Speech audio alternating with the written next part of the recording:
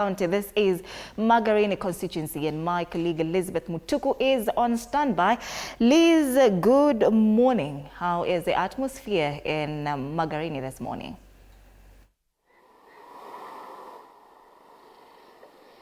Good morning.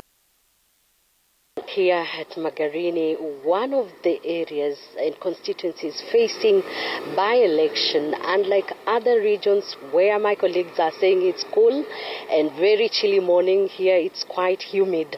And we've been here since 5:30 a.m. and the process commenced as it was planned, that is 6 a.m. We managed to find the first voters in this space. I am in Kwandomo, one of the polling stations. And according to Alutalala Mukwhana, the commissioner, one of the commissioners of IEBC, has assured us all the challenges which have been mentioned, especially by different political divides, have been addressed. And I remember also, I would like also to tell you about this region. It has 81,000 voters and 193 polling stations. And also, it has also security has been beefed up. And just to remind you that there have been allegations that there could be voter staffing, but Alutalala Mukwhana, Commissioner of IEBC, has assured Kenyans that if this polling station, for example, has 700 voters, it can never be changed, and the process will go on through the KIMS kit. That is, it's not manually, as it was alleged by some of the political leaders. But earlier on, he had something to say. I would like us to play that, and then I will speak to some of the voters here to hear how their experience has been.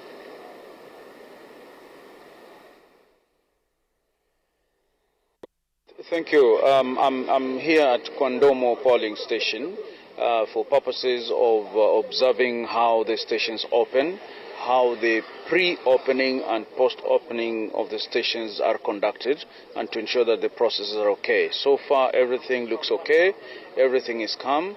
And most importantly, I'm impressed by the presence of the security here.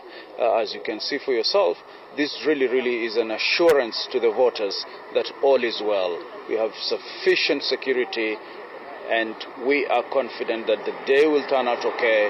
We'll close the polling station okay, and tomorrow morning, by tomorrow morning, we should be having the names of the winners of Margarini constituency election. Are all systems in place? Are they working? Because already we can see voters are here. Yes, as you can see, the voters are here. The systems are working. If you look at that particular polling station 001, you can see that they're already voting. So the KIMS kits are working, the systems are working. There is no incident as I speak. And from here, I'll move to many other wards. We have 6 wards in Margarini.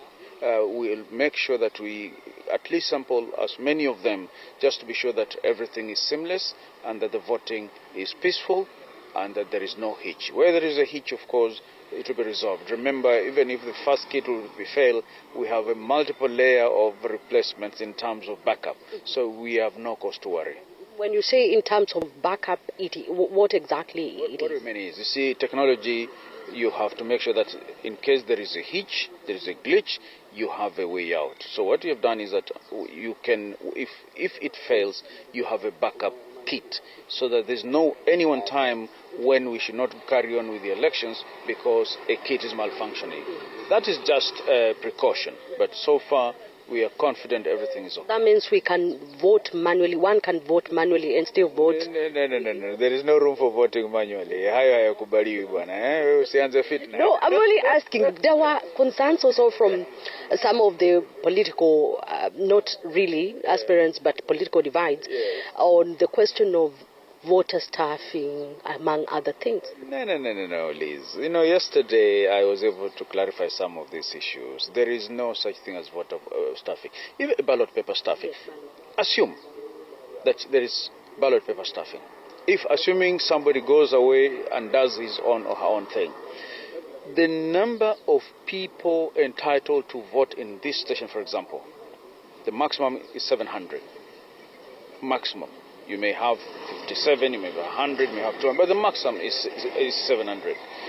No ballot paper is given out until the voter is identified biometrically.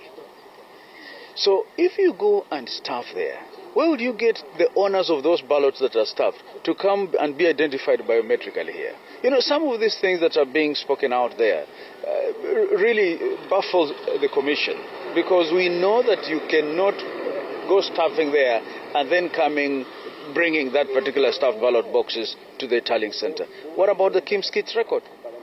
These are electronic gadgets and they have audit trails, they have footprints. They have digital footprints. So even if somebody was to go that bazaar and do it, how will he then connect that with the footprint that will be missing anyway from the Kimskit? So it's not possible. So from where you are seated, you assure Kenyans and residents of this region there is nothing of that sort? I have assured the people of Margarini, as I should the rest of the country, that we are going to conduct these elections in the credible, transparent and fair manner, because that is the job that you are given and you're guided by the Constitution. Hakuna kando kando hapa. Kando kando itakutoa kamasi mamangu. Haina haja. And of course that has been Mukwhana who has given the residents of this region assurance of their voting process being as smooth and seamless as it can be. But also there are Kenyans who are queuing here to vote, and I would like to hear from one of them how the process has been. Umekuwa namna gani, umepiga kura na imekuwaje? Iko sawa, haina shida, flow ina flow vizuri. So hakuna tatizo lolote. Kura iko sawa. Kila mtu amejitokeza vizuri na anapiga vizuri, uko quiet na uko very simple. Hamna, hujashuhudia changamoto yoyote? Hakuna changamoto yoyote, kila kitu iko shwari. Asante sana. And of course, Kenyans here and voters are being identified in that space, as well as the other side there, and then they proceed to voting. If Brian can zoom some of the voting booths we have here, and also the security here has been beefed up, not only here but also at the tallying center, where one of the candidates, that is Harrison Kombe, is expected to vote. That is Gongoni vocational training, Mapimo vocational training, where we are headed, and we shall be updating you of what is happening there. Back to you in studio, Odida.